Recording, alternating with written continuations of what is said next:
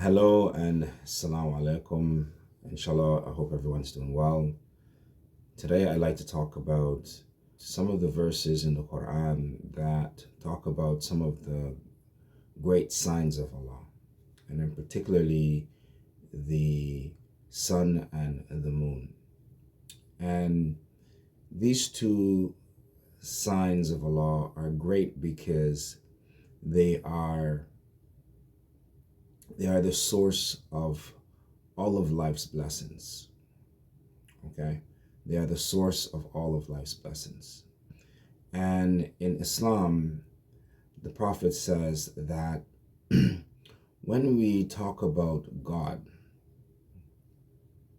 especially when we talk about God to people who don't believe in God, one of the best ways to talk about God is to talk about his good works, right? To talk about his good works, as does God in the Quran.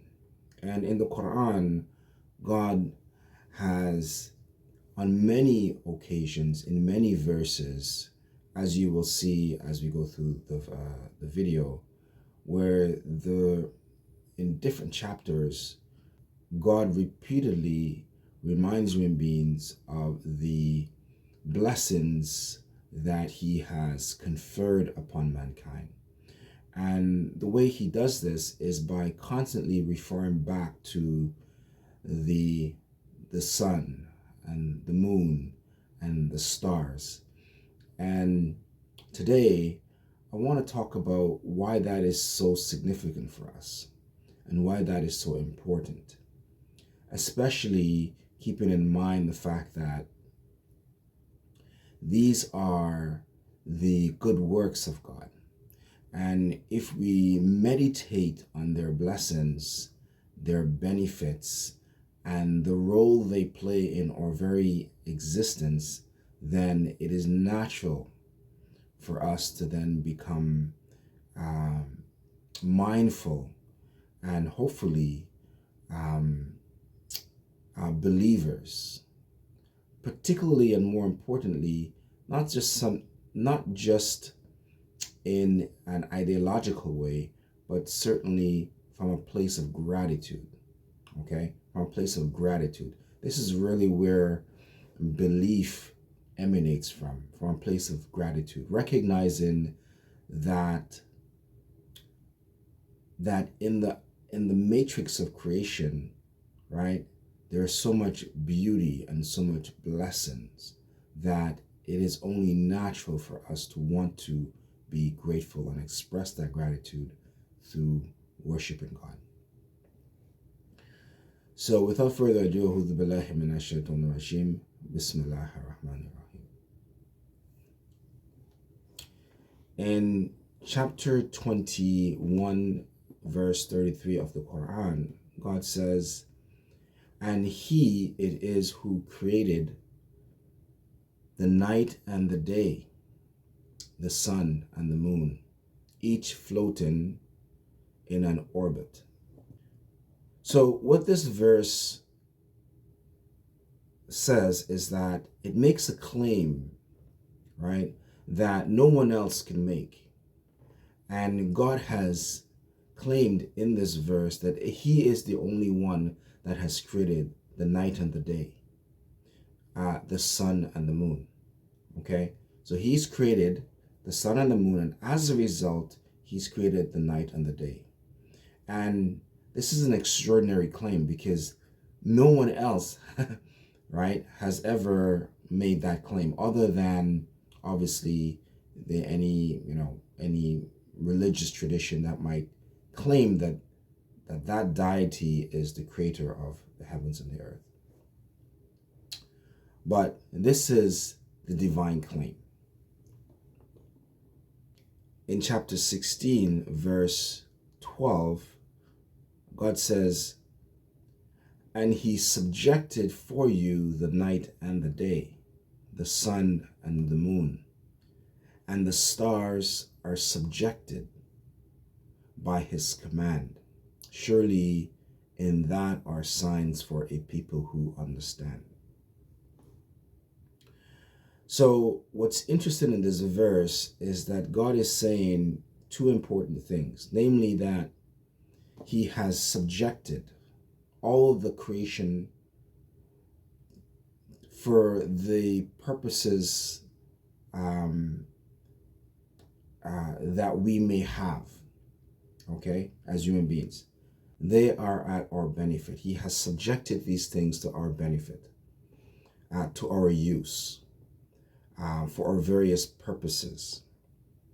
And moreover, he says that in these purposes that for which he has subjected these things to, these are signs for us that should enable us to see and understand something about him.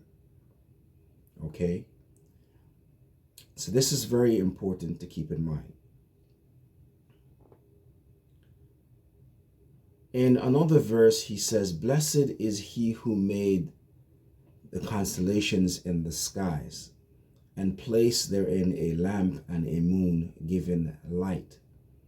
And he it is who made the night and the day to follow each other, for him who desires to be thankful." So not only are we to be mindful of these blessings to the degree that they are supposed to help us to understand certain things about our relationship, our Creator, but also help us to understand that perhaps we also, but rather also give us the motivation to be grateful, to express a sense of gratitude to the Creator. So, from a perspective of gratitude, one might ask, well, why should we be grateful? Why should we have an attitude of wanting to be grateful? Now, I think that whether you are a believer in a divine presence or a divine being or not, that I think it's just natural for human beings to have this tendency. You know, you look at a beautiful sunset, maybe you're at a beautiful beach, maybe in the moment that you're having, you're surrounded in nature, in all of its glory, in all of its beauty. Or you're at the top of a mountain, or you're somewhere that is so breathtakingly beautiful, and it is the best of what nature has to offer. And in that moment, you may have a moment where you are incredibly grateful just for life. And this is the quintessential state of being of what it means to be grateful. At least that's the beginning of it. And it's a very natural experience. It's part of what it means to be human. And God says that if you wish to be grateful, right, he has extended his religion as a means by which to express this gratitude. And God says that in trying to develop that in us, God says, God has pointed out in his revelations, right, the various blessings that from which that sense of gratitude tends to emanate from, right? And God says that if you, he points out these things, right, as a result of, if you want to be grateful. So the question then is, well, okay, well, what are all these things that, that we ought to be grateful for? And some of them I will highlight through as we continue through the video. And they're food for thought. So, for instance, God says that, well, he has made the sun a lamp, a radiant lamp, right? And he has uh, created the moon, given light. And we know, of course, that the moonlight really is the light reflected from the sun. And this light, right, certainly um, provides light both for human beings and animals during the day, during the night. And it has many benefits. Some of them is that this light during the night acts as a source of blessings for nocturnal creatures or animals, that provides them with the ability to hunt in the forest. That's one of the blessings of the nightlight, such that it would disrupt ecosystems this was not uh, if this was not possible.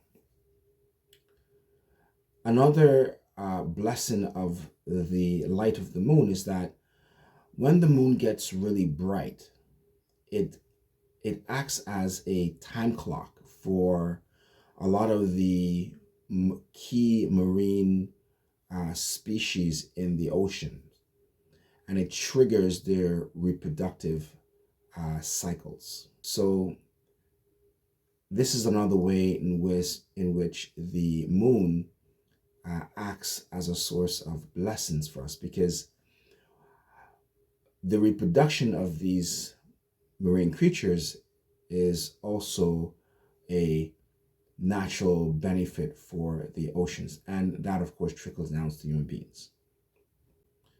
The Quran further talks about the blessings of the night. He makes the night for rest and tranquility, and the sun and moon for the reckoning of time. Such is the judgment and ordering of him, the exalted in power, the omniscient. So let's talk about that. The tranquility of the night for rest. Okay. The tranquility of the night for rest. Well, we know that sleep is something that human beings cannot do without. And in fact, the only time human beings can get optimal sleep is during the night. Sleep plays a vital role in not only our physical health, but our mental and overall emotional health and well-being. Sleep supports healthy brain functions. It's essential for cognitive functions such as memory, learning, and problem solving. And also, sleep is an emotional regulator, where if it's lacking, it can lead to mood disorders such as depression and anxiety. Sleep also helps to repair the heart and blood vessels, and can lower the risk for heart disease, kidney diseases, high blood pressure, diabetes, and stroke. Okay? So when God says that He has created the night for rest and tranquility, these are some of the blessings that,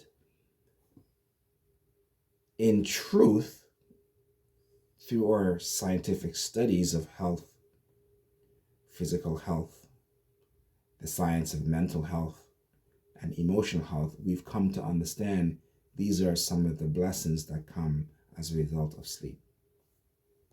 And we may take that very lightly, but we shouldn't, because sleep is something that human beings cannot go without for more than a few days.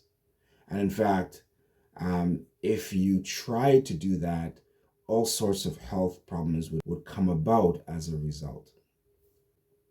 But Allah says as well, right, that the sun and the moon He has created for the reckoning of time. Okay? For the reckoning of time. And we have been, as a species, obsessed with tracking time. And time has if you study the history of time and how we have used it in the past, from 30,000, 35,000 years ago, there's a lot of evidence to suggest that human beings were using the moon as a stable time tracker in ways that enable them to not only tell what time it was during the day and the night, but also to track seasonal changes, as well as seasonal festivals. Okay, and this was happening about even 1500 BC in places like Egypt and Babylon. Okay, in fact, the first sundial was known to be created around 1500 BC, and from there, our clocks have been evolving ever since, right up until the 1600 when we invented the actual mechanical clock, which kind of moved us away from the sundial. And then somewhere in by about 1973, the first wristwatch was created, and time has sort of evolved now into being on our cell phones, where the precision of clocking time has greatly improved tremendously. But also what's important about clocking time is that not only have human beings, regardless of whether they've been religious or not, have been clocking time and was obsessed with what time it was during the day or the night, because human affairs had to understand or ascertain key points or key times during the day or within human affairs. When the harvest would come, when to process the harvest, when to wake up in the morning, when to start religious ceremonies or any other secular event, military or otherwise. And so God says that, yes, this is just a natural part of God obviously knew that this was an important feature for human beings, and so he created this. As he said, he subjected these things for our use. But importantly, and perhaps even more interestingly, is that the position of the sun and moon determines the times for the performance of religious ceremonies. And particularly in Islam, we can point out a few of the five pillars of faith, particularly prayers, fasting, and pilgrimage, that's associated with the celestial movements of these bodies, right? So there are critical moments during the day where we would need to know what time it is in order to pray. And Muslims pray 5 times a day. In the case of fasting, we would need to understand the lunar cycles well enough to know when is the month of Ramadan for us to fast. Similarly, we need to know what month we're in with regards to the periods for Hajj, or the sacred pilgrimage. And all these events, like even secular events or non-religious events, are also associated with being linked to the celestial bodies, right? So God says that he has subjected he's created these things, and he has subjected them for our use. And one of them in particular, he points out, that's so critical to human civilization, is the tracking of time and the knowing of time. Now, God says, right, in relation to this point, God says, they ask thee concerning the new moons, say they are but signs to mark fixed periods of time in the affairs of men and for pilgrimage. So he has recognized in this verse that in the affairs of men, regardless of whether the civilizations are religiously based or otherwise, that human civilization requires the understanding of time, right? And God says that He has created this celestial body as a means to do that, to track time. So this is a blessing He has created for us. But He has also associated, these celestial bodies with religious and ceremonial periods throughout the year, and throughout the months. With respect to the benefits of the moon, particularly the light of the moon, let's talk a little bit about that. Because God does say He created the sun as a radiant lamp and the moon as a shining light. The moonlight, when it is brightest, the moonlight at brightest phases, so the moonlight at its brightest phases initiates reproductive cycles in marine species of the ocean. The moon provides light at night for both humans and animals. Moonlight enables nocturnal animals to see during the night and to successfully hunt, like owls and bats, and there are numerous night species that require and depend on the moon and its light. In terms of its effect on time, an interesting feature is that the moon slows the Earth's rotation and makes the Earth days longer than 6 hours, resulting in 24-hour days. Otherwise, it would only be 6-hour days. Another interesting thing about the moon is that the moon also affects the tilt of the Earth's axis, making it stable. Otherwise, it could tilt as far as 45 degrees, with the consequences of having each half of the planet submerged 6 months of the year in either sunlight or darkness. This, of course, would negatively affect weather patterns and agriculture, as well as other aspects of life that would be detrimental to human beings.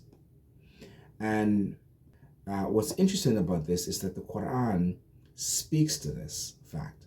It says in verse 71 to 72 of chapter 28, it says,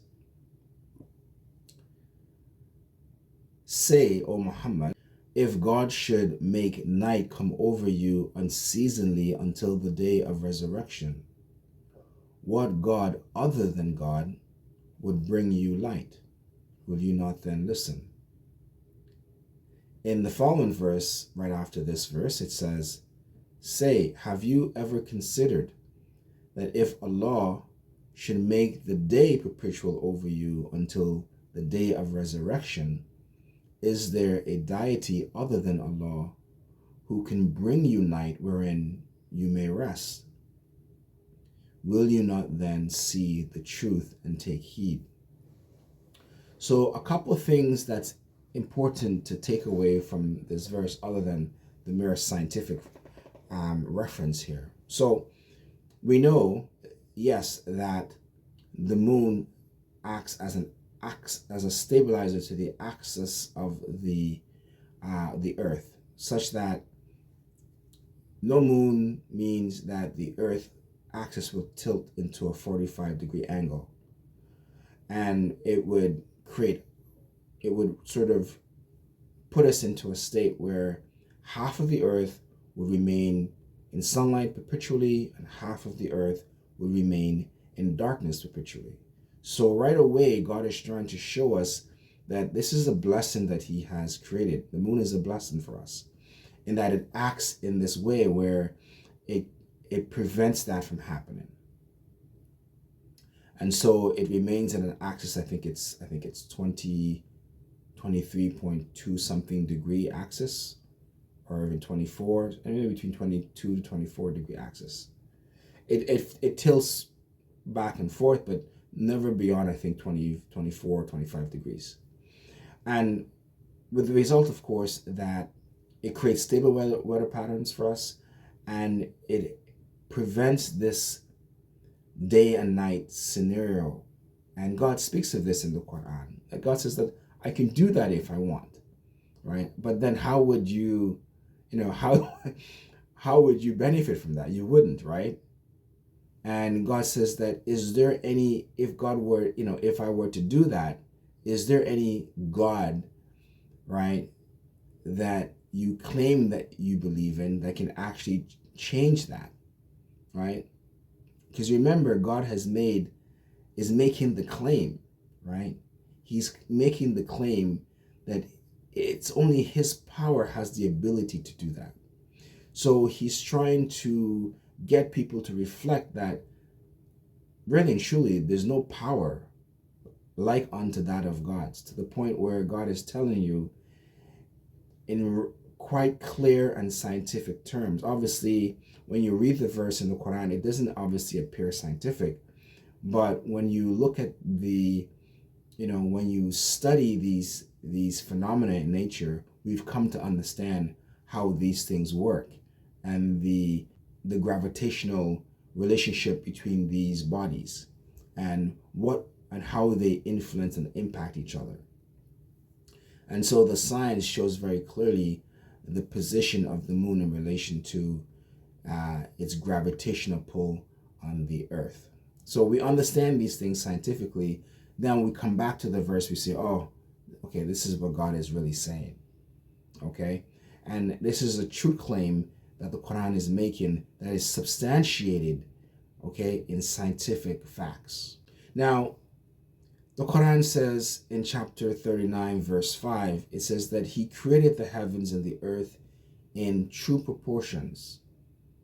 He makes the night overlap the day and the day overlap the night. He has subjected the sun and the moon to his law. Each one follows a course for a time appointed.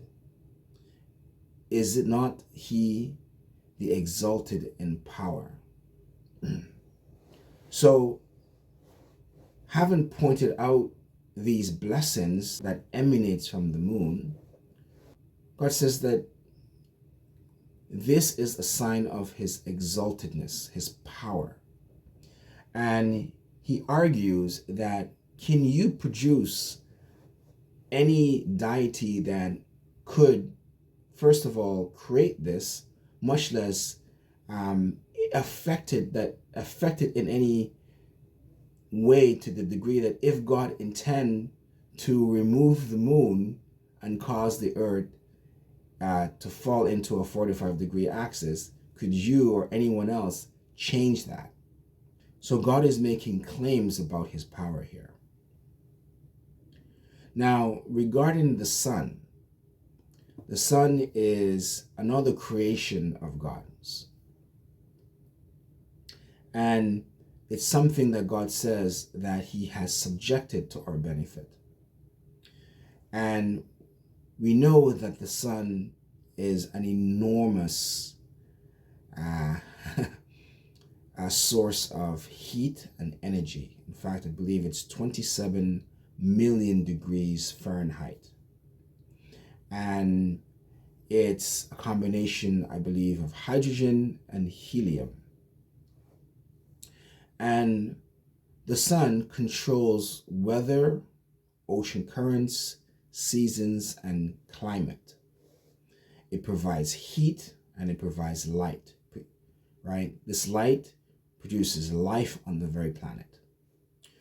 Through photosynthesis, plants grow and produce oxygen for all life on Earth. And this, of course, is directly related to sunlight. The sun provides sunlight for humans and animals to see during the day, and that's also another great blessing. Now, imagine for a second what would happen if there was no sun.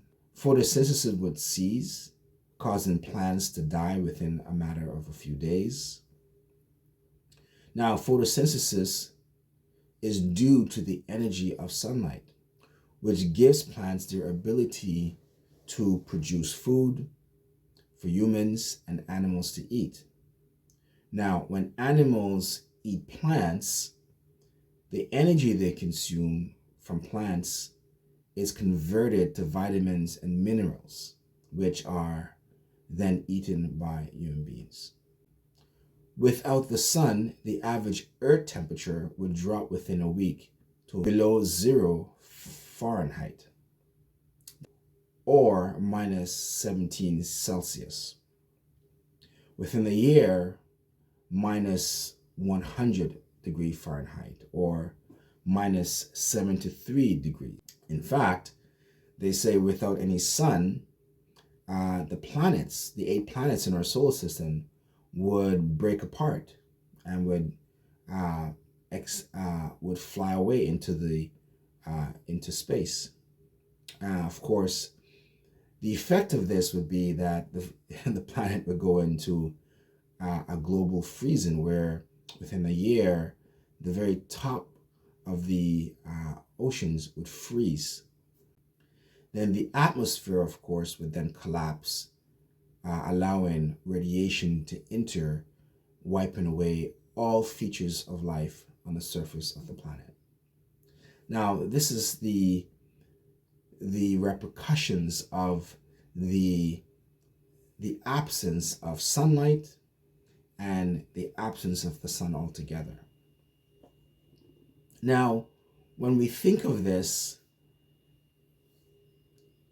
it's important for us to understand that the presence of these things are the sources of our blessings in life. And Allah in the Quran refers to these things as the means of His good works towards mankind, the means of His righteous deeds towards mankind.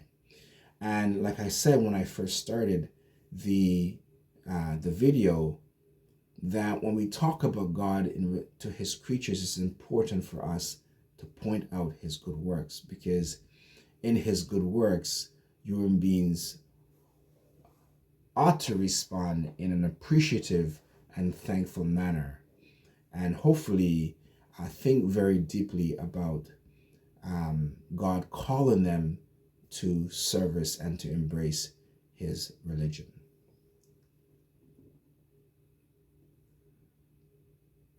Now, in the Quran, chapter 27, verse 24, says that I found her and her people worshiping the sun besides Allah.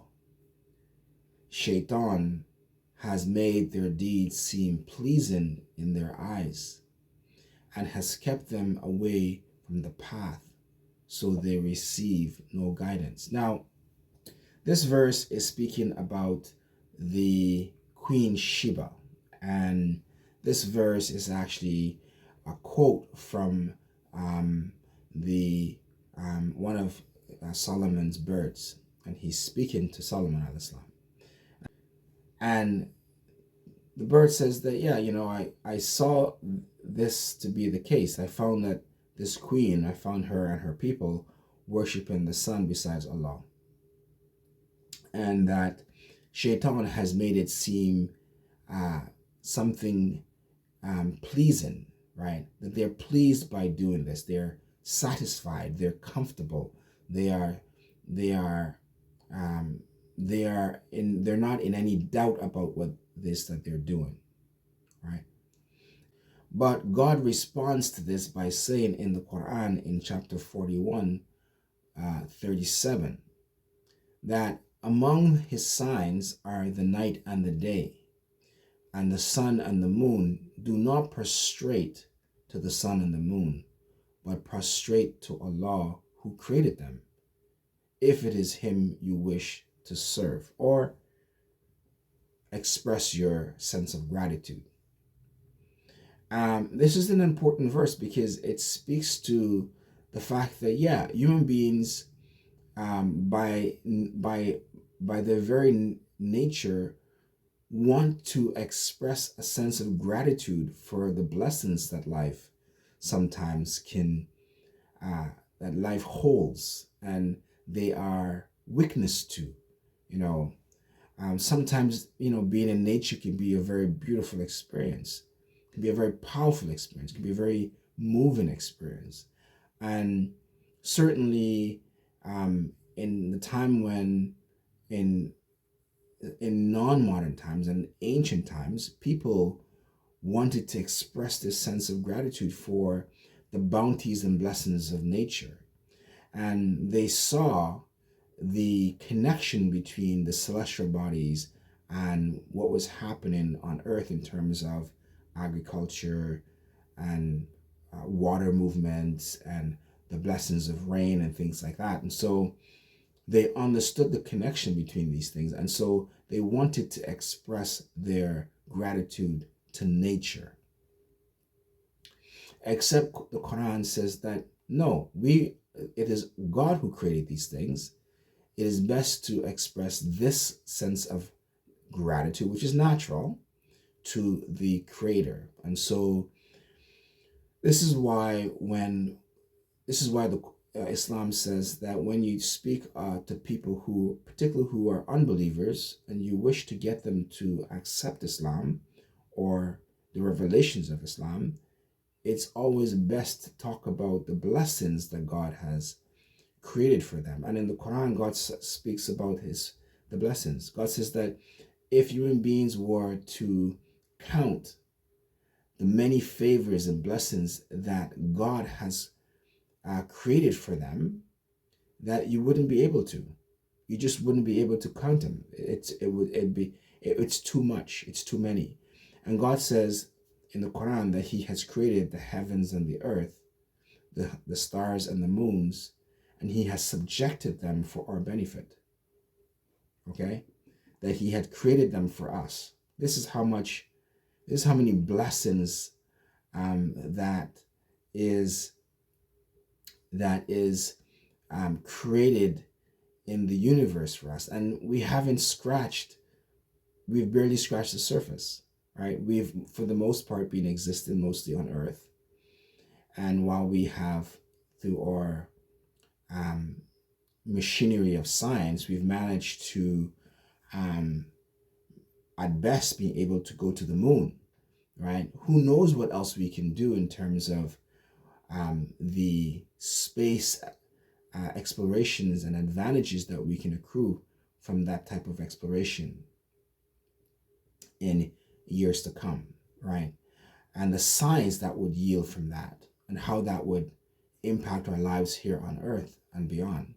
So there are still blessings that are unfolding for us as a species that we probably haven't even tapped into yet. So God says that there are so many favors that we can't even count them, right?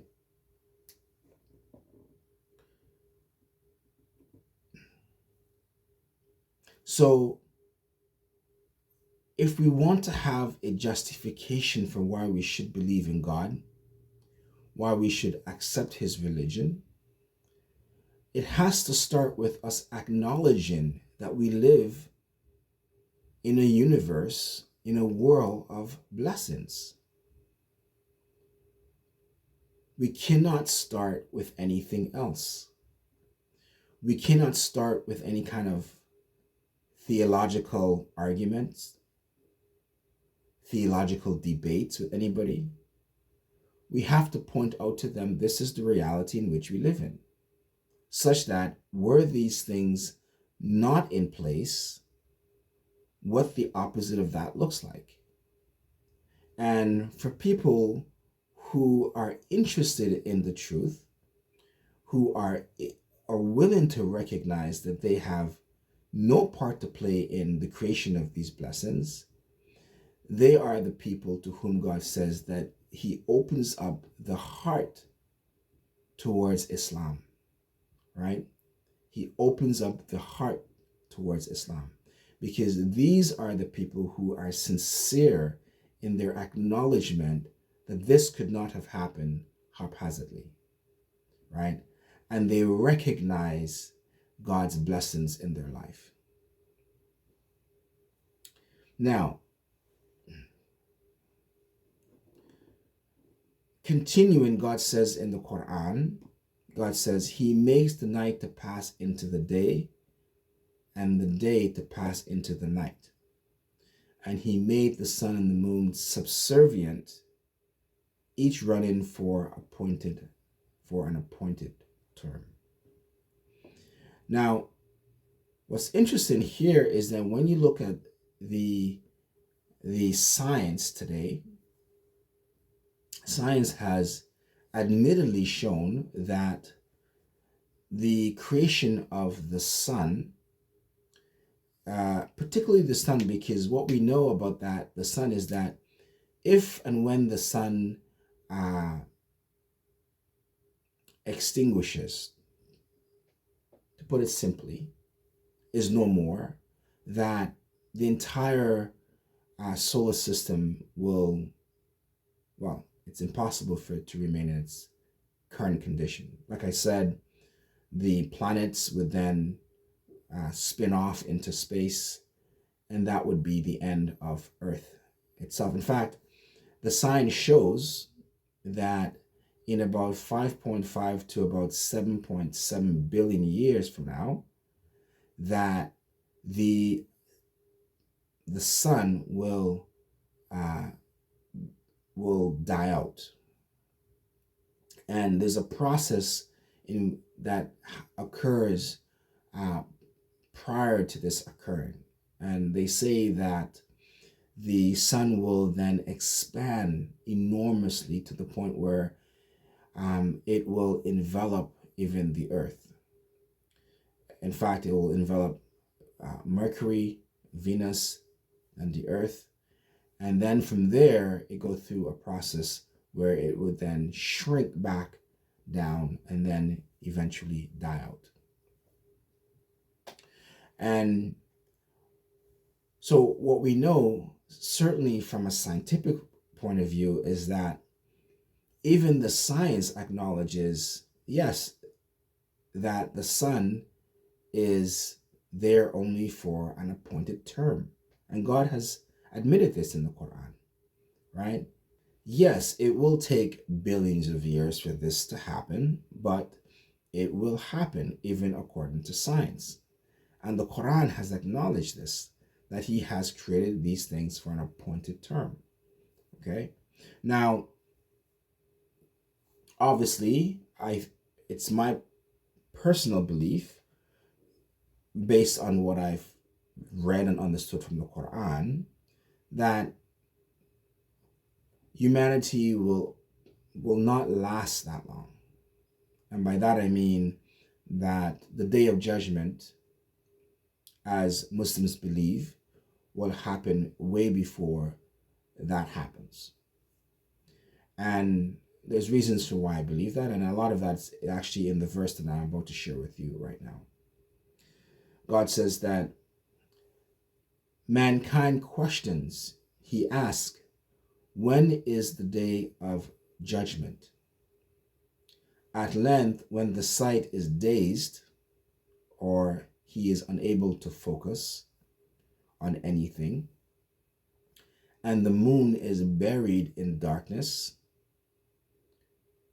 and the sun and moon are joined together, that day will man say, where is the refuge? By no means, no place of safety. With your Lord alone shall on that day be the place of rest. Chapter 75, verse 6 to verse 12. I cite this verse to say that in terms of the dissolution of the light of the sun and the end of the solar system, God says that He will join them together, right? That He will cause the sight of the sun to extinguish. And this, of course, is expressed in, and the moon is buried in darkness. This, of course, reflects the fact that the sun will extinguish, where the moon is no longer reflecting its light. And God says that He will join them together. He will bring these two bodies together. that there will be no flying off of the various planets into space and all sorts of, or the sun enveloping the earth and burning it to shreds and things like that. There's no um, uh, there's no mentioning of this sort of reality, but rather God says that He will bring it together. He will extinguish this light. All right, just as He has made the claim that He was the one who created it in the first place, and as a result, has ushered in these various blessings.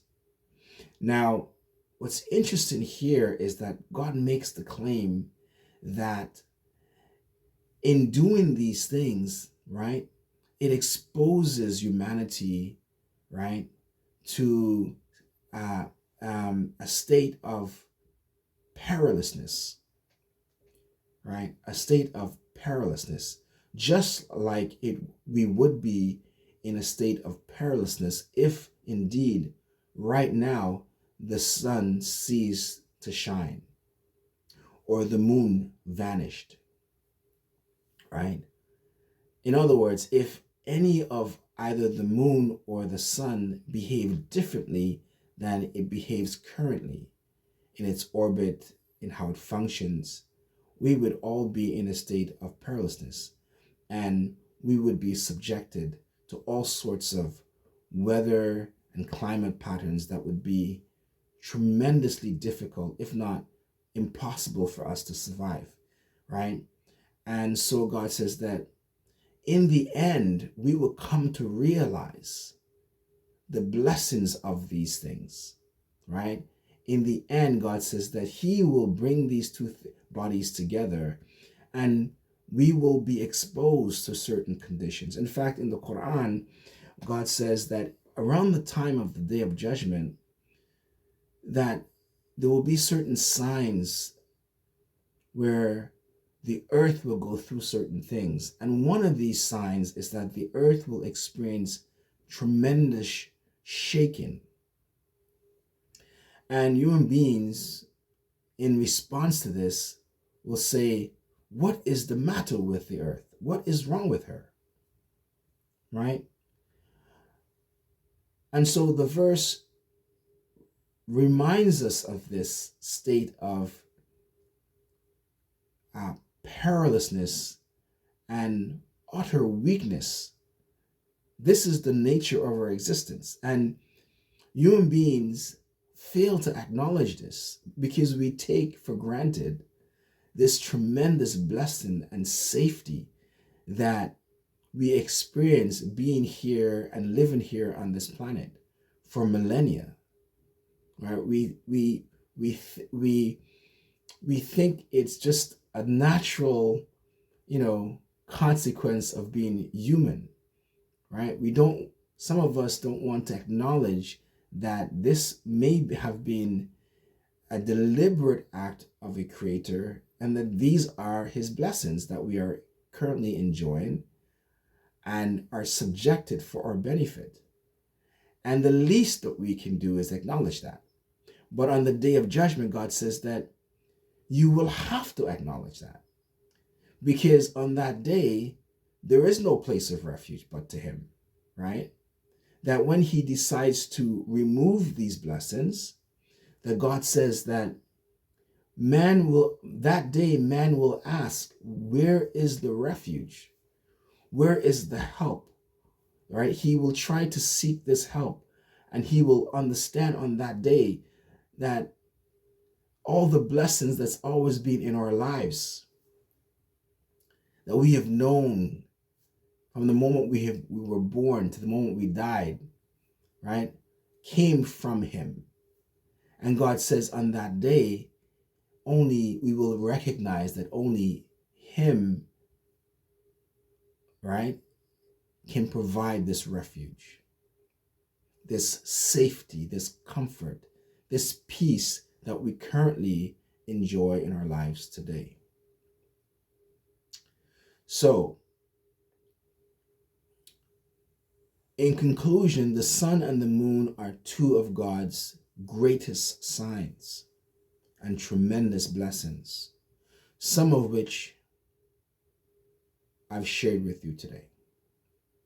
They are signs of his blessings, his love and favor towards mankind. They are his good works of truth and righteousness.